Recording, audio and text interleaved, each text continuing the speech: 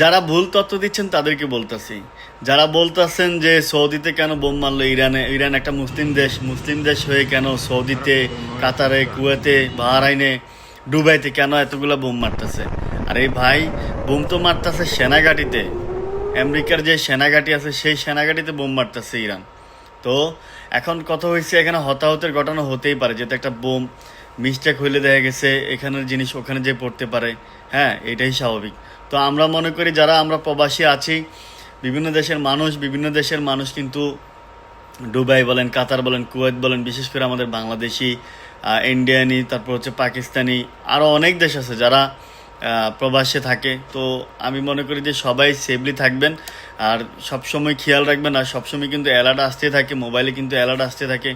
যেমন গতকালকে আমাদের ওমানে যে ধুকুমে, সেখানে কিন্তু কালকে ফায়ারিং করা হয়েছে, বোম মারা হয়েছে, ইরানি মিসাইলগুলো সেখানে ব্রাশ হয়েছে কালকে, যেই আমেরিকান ঘাঁটি আছে সেখানে।